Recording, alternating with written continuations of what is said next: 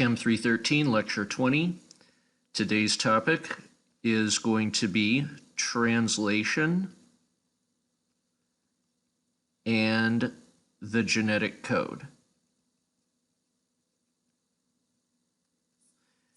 And just as was the case with DNA replication in the last lecture, I think the textbook goes overboard on details for translation and the genetic code. So you are only responsible for knowing this process in as much depth as I show it in this presentation. Think of the textbook as simply a backup. So what you will need to know is an outline of the entire process,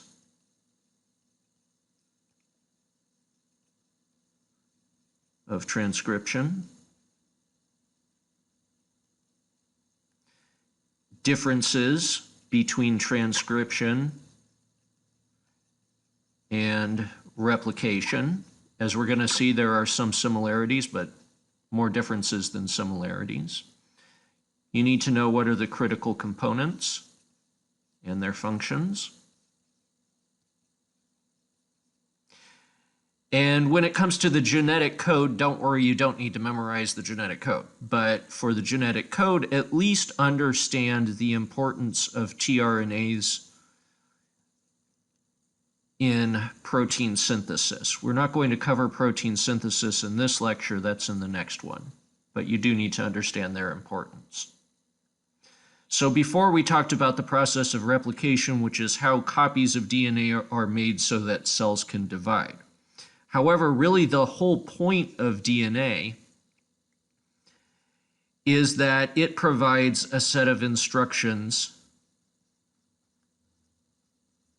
for protein synthesis. And it's proteins that are the workhorses of most of biology. So what do we mean by instructions? Well, we said before that the information of a DNA or nucleic acid molecule is contained in the nucleotide sequence. And the nucleotide sequence is somehow going to end up being translated into the amino acid sequence of a protein. And so this process of going from the nucleotide sequence of DNA to the amino acid sequence of a protein is a minimum two-step process, transcription and translation. The first thing that we need to do is we need to make a portable copy of our DNA, which is mRNA. And then mRNA, in combination with amino acids, tRNAs, and the ribosome,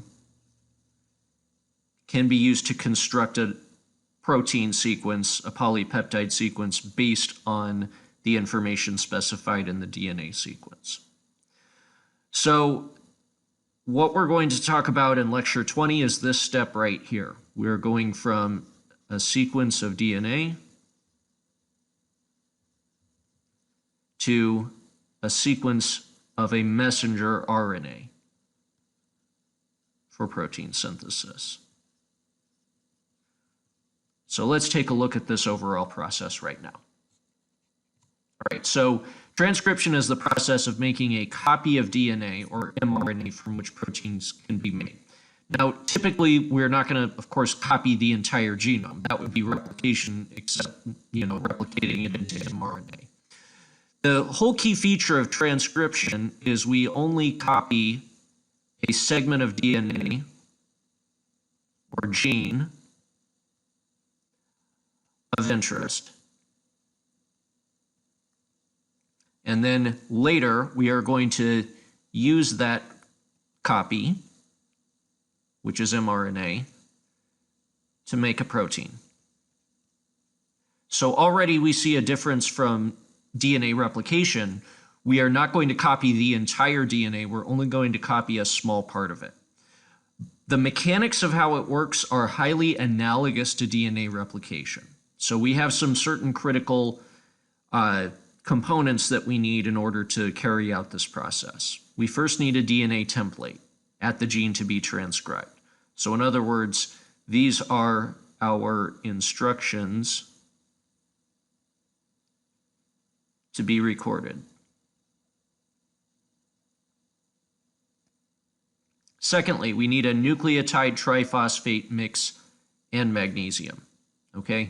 So once again, just as it was with nucleic acid, with DNA replication, the reaction that we're going to catalyze is this: nucleotide triphosphates plus RNA of N nucleotides in length react to give us RNA lengthened by 1 plus pyrophosphate ions.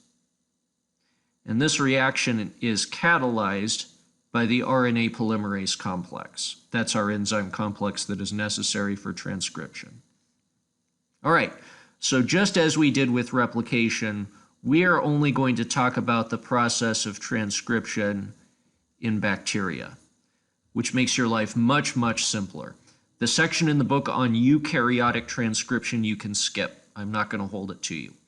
As with everything, transcription in eukaryotes is way more complicated. We've got these complex transcription factors to deal with. It's a big mess. We aren't going to worry about that. I think the key to understanding transcription in bacteria is to know the roles of everything in our RNA polymerase complex. So the functions of the RNA polymerase complex are what? Well, first of all, it has to bind to the DNA. Second of all, it has to open the DNA for, lack of a better term, reading. Next, it's going to assemble nucleotide triphosphates, regular nucleotide triphosphates, not deoxy this time, on one of the DNA strands. And 4, it's going to catalyze the polymerization of these nucleotide triphosphates, giving us RNA. So, and then at some point, of course, we want the process to stop. So we're going to look at all of these different steps in detail. What this diagram shows is a picture of the bacterial RNA polymerase complex bound to DNA. And this is an accurate space-filling diagram. So our bacterial RNA polymerase is a 6-chain protein. In other words, it's a hexamer. The chains are alpha, and we've got 2 of those, beta, beta prime, sigma, and omega.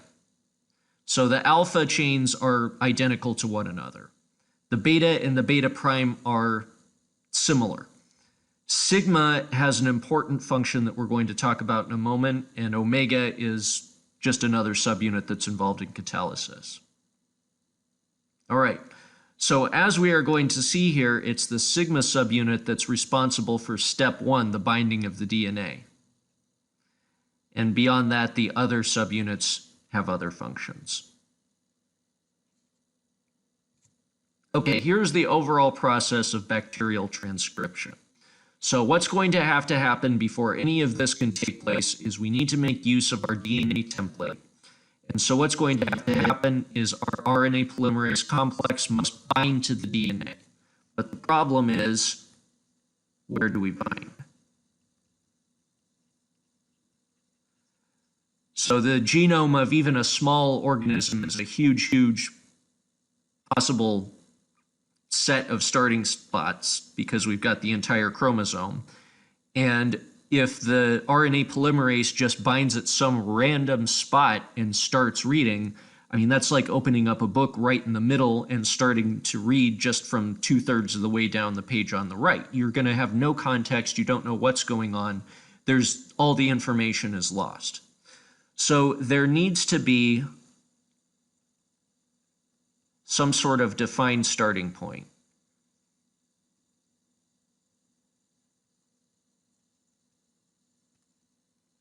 So this defined starting point is what's referred to as a promoter or a promoter sequence. So a promoter sequence is a specific DNA sequence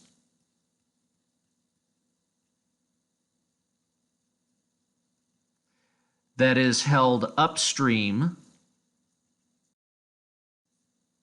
In other words, toward the 5' end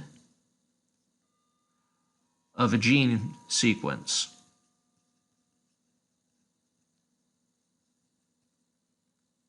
And that is where the RNA polymerase binds. That's sort of the starting line.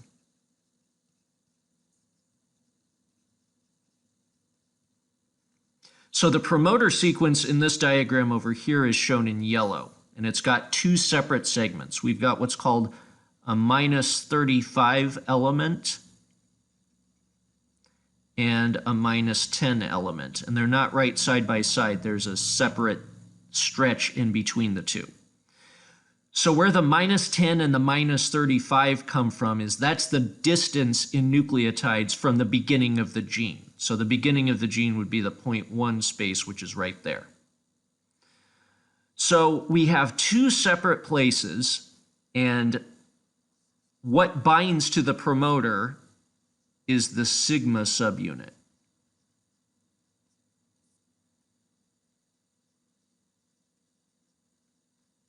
So obviously it has to bind in at least two different spots. You might be wondering, why do we have two separate segments of DNA that are separated in the way that they are to bind to sigma?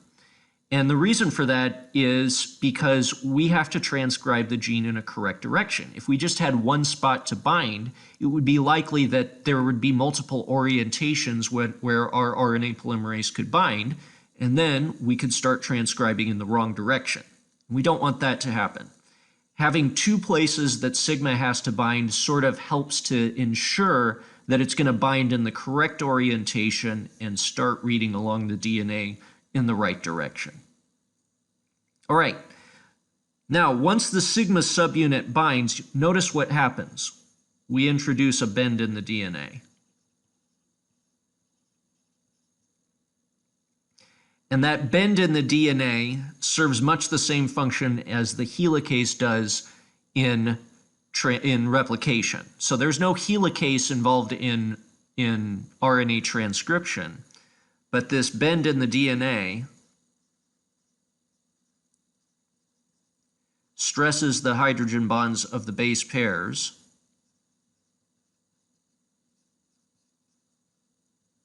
and then the strands are able to separate. So the end result of that is, if we look at our DNA, we would end up with a segment that looks something like this. Here's the 5' end, here's the 3' end. We've got our non-base paired regions outside of there.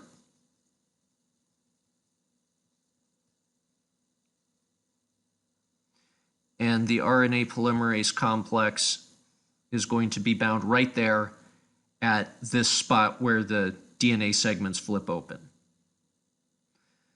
Now, I'm going to point out one difference between this and replication is that in transcription, we're not going to be unzipping the whole genome and copying the whole genome.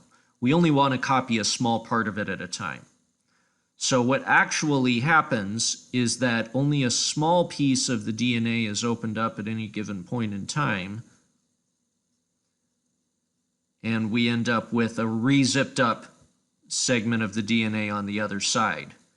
And we have what's called a transcription bubble, where the strands are separated.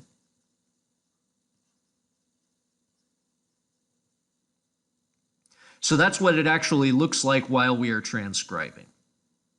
All right, so our strands have unwound, and now the RNA polymerase function of our complex kicks in. So just like we did with replication, I'm not going to show the enzyme in my drawing, but what I'm going to do is to draw in what's happening to the nucleic acids, and you can just imagine that the RNA polymerase complex would be sitting on top of it. So what's going to happen now? Well, notice that we have two strands of DNA here. We have one strand that's going to serve as our template, our so-called template strand. Our other strand is our coding strand. Now, you may think that RNA polymerase is going to read off the coding strand. That's actually not what happens. The coding strand, the one that actually contains the information, is passive in this whole process.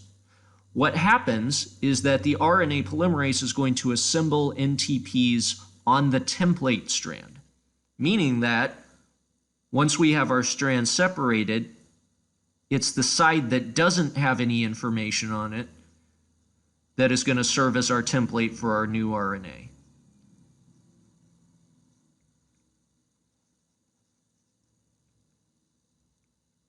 Okay. So what's going to happen is that our RNA polymerase will assemble NTPs on the template strand, and it will link them together starting from the 5' end to the 3' end, and as it goes, it moves down the entire segment of DNA. And notice we don't need a primer in this case, unlike with replication, because RNA polymerase actually can start cold. So we're going to start moving down the length of our DNA, and as we go, this transcribed mRNA is going to get longer and longer and longer. So what's going to happen is eventually we're going to get to a point where we've made a certain amount of mRNA, and we're pretty reasonably certain that RNA transcription is off to a good start. That's the elongation of our RNA. However, there's an important step that takes place once you get started, and that is eventually the sigma subunit comes off. It simply falls off of the DNA. So once the sigma subunit falls off, why does that matter? Well, the sigma subunit binds to the DNA with a very low KD. So in other words, binding is very, very strong. So that's important when you're bound to the promoter, because you want to make sure that you have your RNA polymerase starting in the right spot. But once you've started transcribing, it actually becomes a hindrance, because you've got this really strong binding between the sigma subunit and the DNA, and the whole complex has to move along the DNA, which means that the sigma has to keep unbinding, but then it immediately rebinds, and the process becomes slow. So eventually, when the sigma comes off, transcription speeds up.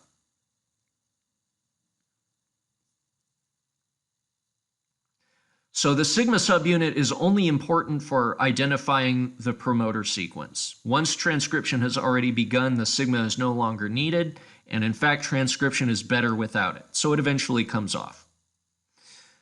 So eventually, after we've moved down the length of our DNA far enough that we've covered the entire coding region of our template, what we're going to end up with is a very long mRNA molecule.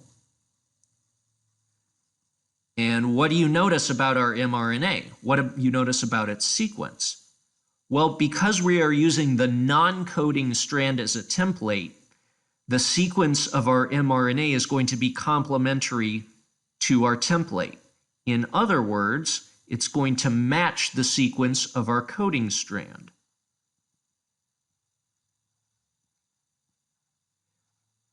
That's why we ignore the coding strand and use the template strand as a template. We end up with a copy of our coding strand if we do that, because of the complementarity of base pairing. So now what we have is our coding strand rendered in mRNA form. So it's the same, except, T is replaced with U. Now, eventually, we're going to end our gene. We're going to reach the point where the gene comes to a stop. And we don't want to keep on reading because then we're going to transcribe the entire genome into mRNA. And we probably don't want to do that. We just want to read off one gene at a time. So our next step is termination. So we terminate translation at or near the end of the gene.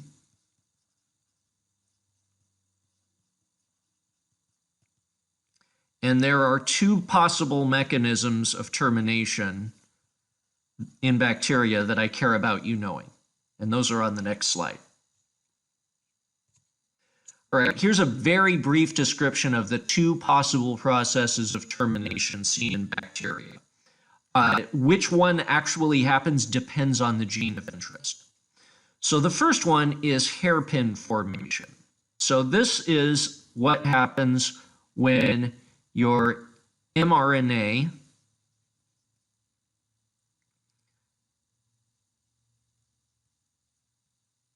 contains a split palindrome.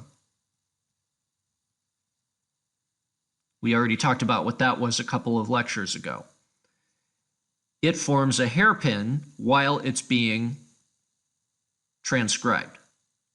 So if this is our DNA over here and we've got this sequence and then another inverse repeat on the other side, once we transcribe it, we end up forming an mRNA copy of that sequence.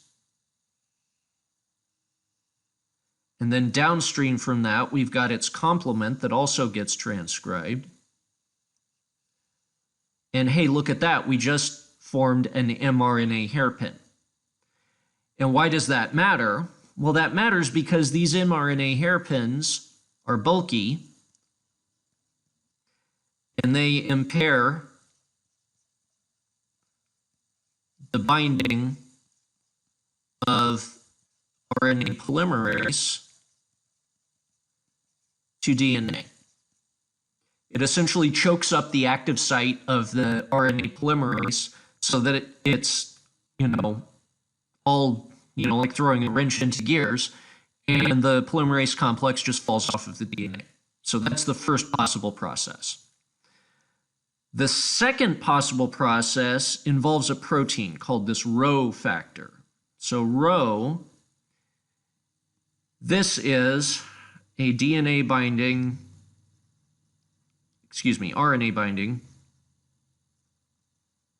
motor protein. What's a motor protein? It binds to and moves along, it actually physically moves the mRNA in an ATP-dependent fashion.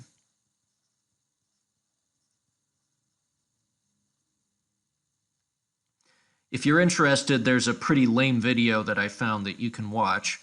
But the way the process works is essentially this. We have our mRNA that is nearing completion. The Rho factor, which is free-floating inside the cell, binds to the end of the mRNA. And then it moves along using its motor protein function.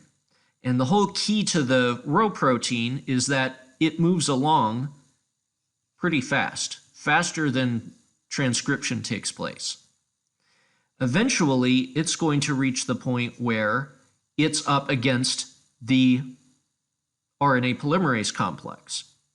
So the Rho factor actually does two things. So notice the difference between this panel B and panel C. First of all, it helps to unzip the mRNA from the DNA so that our mRNA is now bound very weakly. So if this mRNA is no longer base paired to anything, then it's going to dissociate from the DNA pretty quickly. The second thing that it does is that it interferes with binding of the RNA polymerase complex with DNA so that the RNA polymerase simply falls off.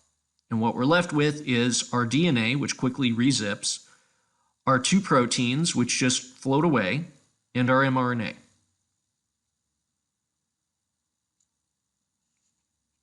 Okay, so we've made our mRNA. Now, what happens at this point? Well, mRNA usually is not directly ready to be made into protein. We have several steps in between. We've got editing steps, we've got splicing steps and things like that. Just like if you were to take a raw film reel shot at a movie studio, you wouldn't just play that in a projector and call it a movie. You've got to edit it a little bit. And the steps of editing and adjusting sequences in mRNAs, we're going to skip over completely. The textbook has a complete chapter on it. I think that's just way too much detail. I think really, only people who are dedicated to molecular biology need to worry about that for now. What we're going to worry about is once the mRNA has been edited, what happens at that point? And this is where things get a little bit more complicated, so we're not quite ready to jump into translation just yet. We now have to worry about what's called the genetic code. So what's the genetic code? The genetic code is how a nucleic acid sequence translates into an amino acid sequence. So it took decades of work before this process was understood at all. I'm going to give you guys the short version.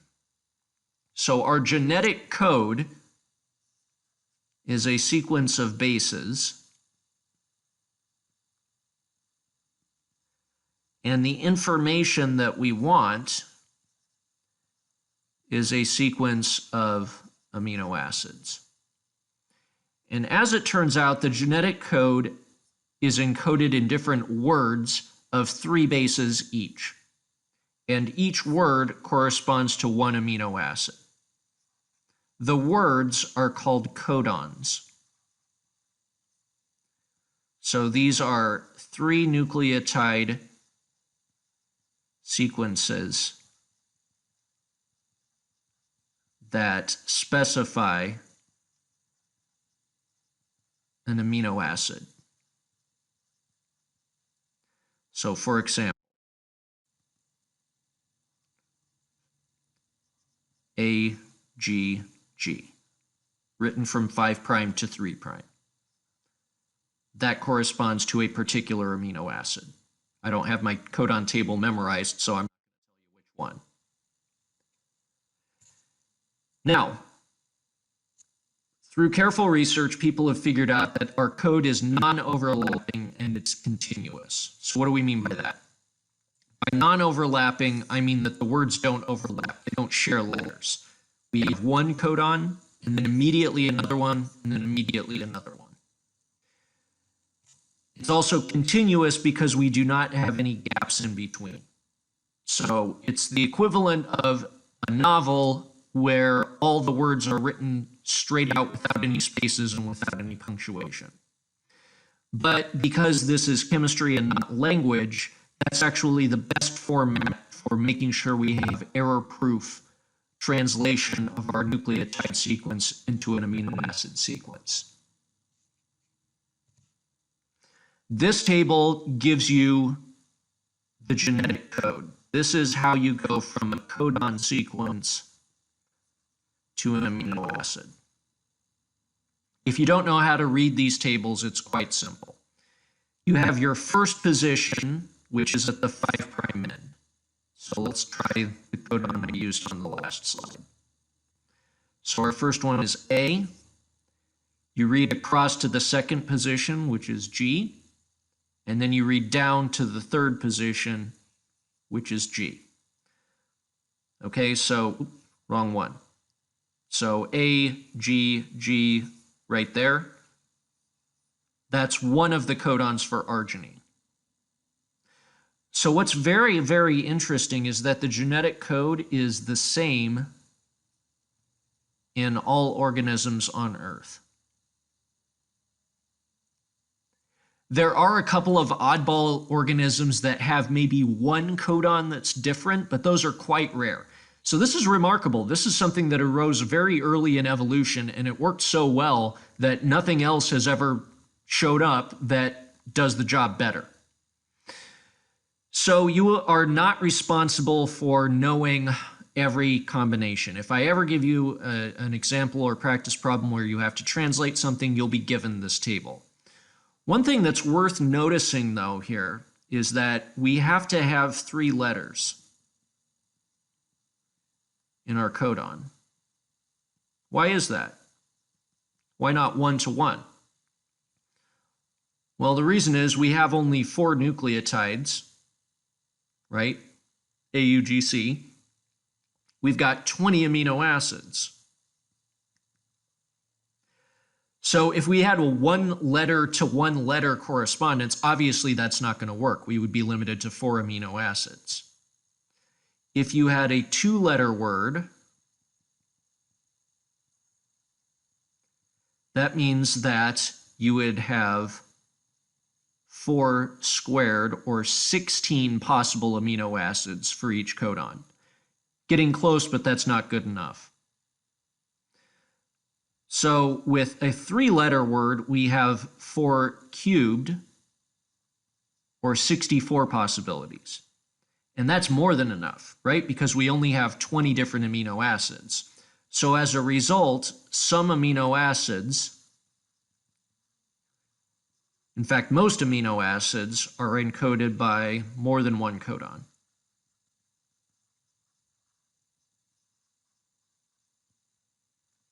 All right, so for example, arginine, the one I came up with before, it has 6 different possible codons encoding for it. The only 2 that have a single codon are methionine and tryptophan.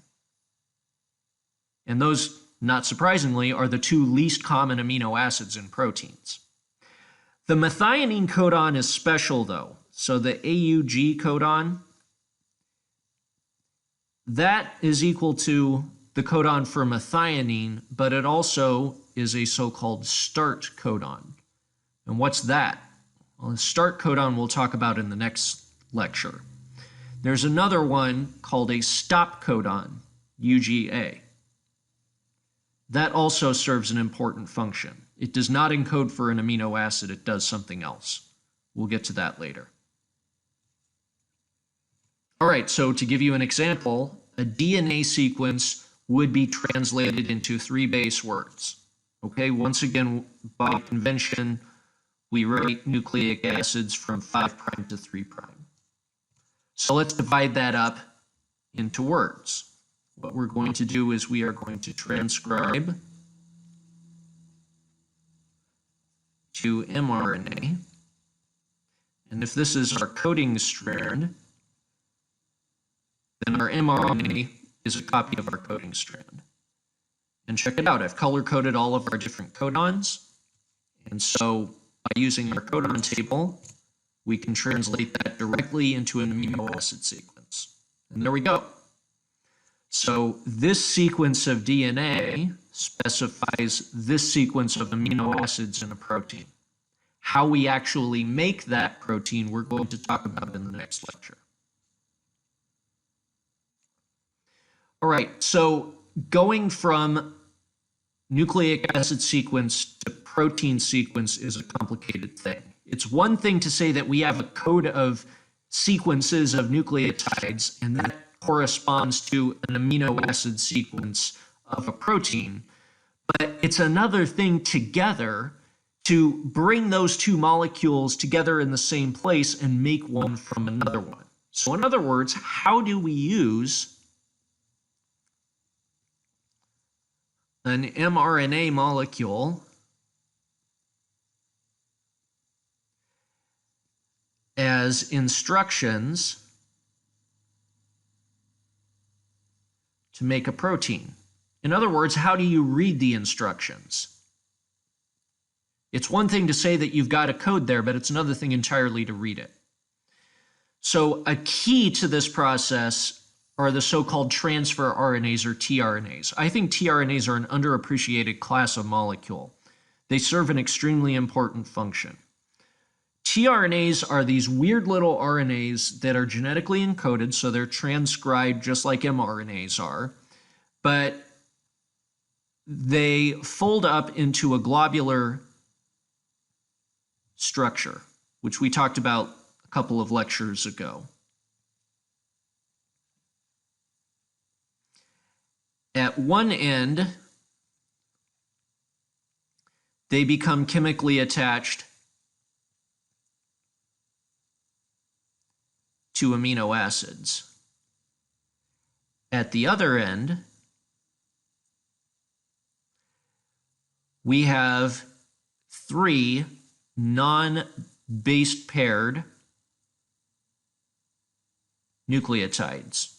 3. That's a pretty important number, I would say, when we're dealing with nucleic acid sequence. All right, so this is a diagram of what tRNA molecules look like. Each dot is supposed to represent a nucleotide. We're not showing the base pairing, of course, but we have all these base pairing interactions that take place right here. The 5' end is there, the 3' end is at the other side. The 3' end is where the amino acid becomes attached to the tRNA. And then we've got all these loops and variable arms and all this junk. You don't have to worry about it. But this down here, that's the so-called anti-codon loop. Those are our 3 non-base paired nucleotides. So remember, when I was talking about RNA structure, if you have a hairpin, if you have a stem loop structure, you're going to have some nucleotides in that loop that are not base paired to anything else. There we have them right there. So we have these non-base paired nucleotides. What are they going to tend to do? Well, they're going to do what bases tend to do. These can base pair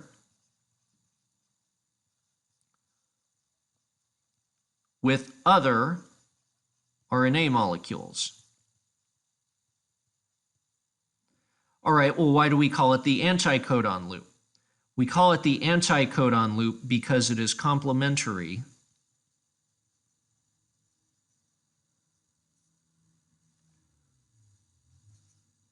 to the sequence of the codon for that amino acid. By that amino acid, I mean this amino acid that becomes attached at the top. So for example, going back to our arginine example that I gave earlier, AGG.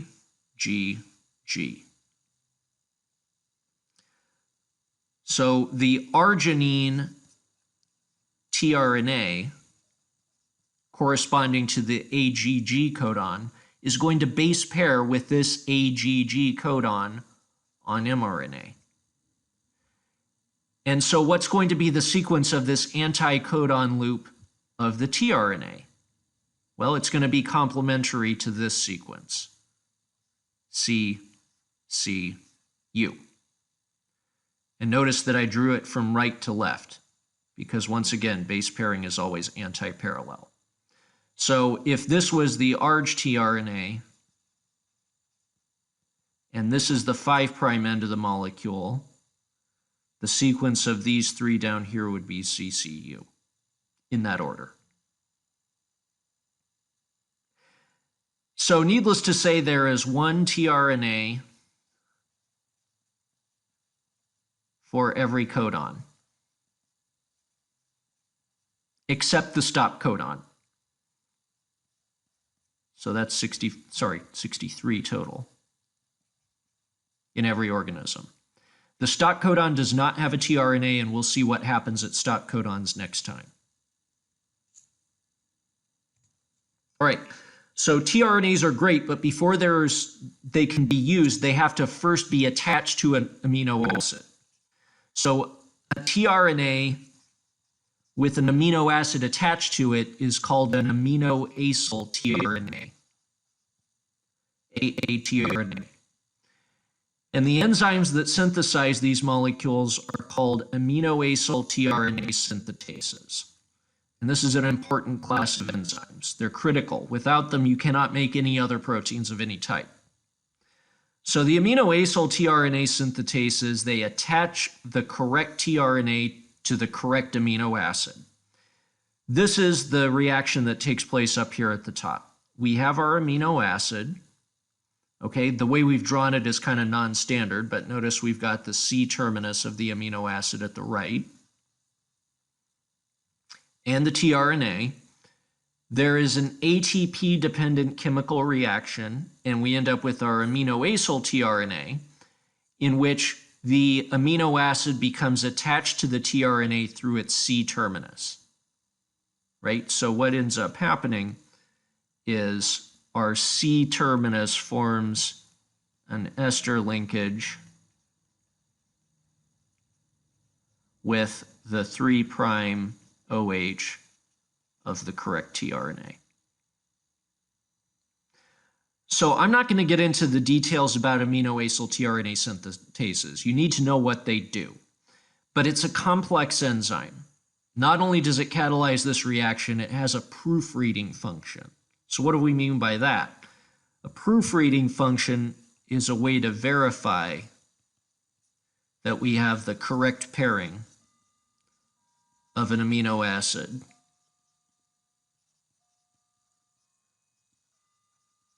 So in other words, that we have the correct amino acid lined up with the correct codon.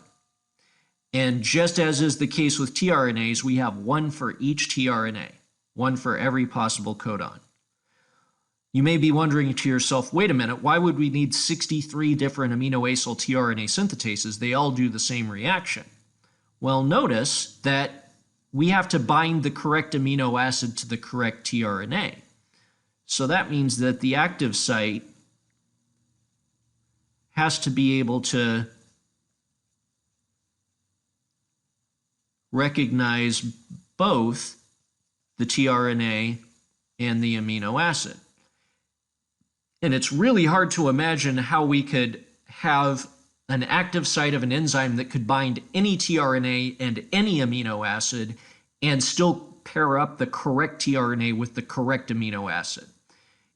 The way that we avoid errors is to simply have a very specific aminoacyl tRNA synthetase for every amino acid and every tRNA that it's supposed to pair with. So before we begin translation, we need our mRNA. We've already covered that. We need our amino acid to make a protein, because every protein is made from amino acids. And we need our tRNAs. And together, those are made into aminoacyl tRNAs. The aminoacyl tRNA synthetases do this step. And now we're ready to make protein. So what we're going to do is take the mRNA, which is our instructions, our aminoacyl tRNAs, which are our raw materials, and we're going to bring them together to do protein synthesis. That's the topic of the next lecture. So I'll see you guys next time.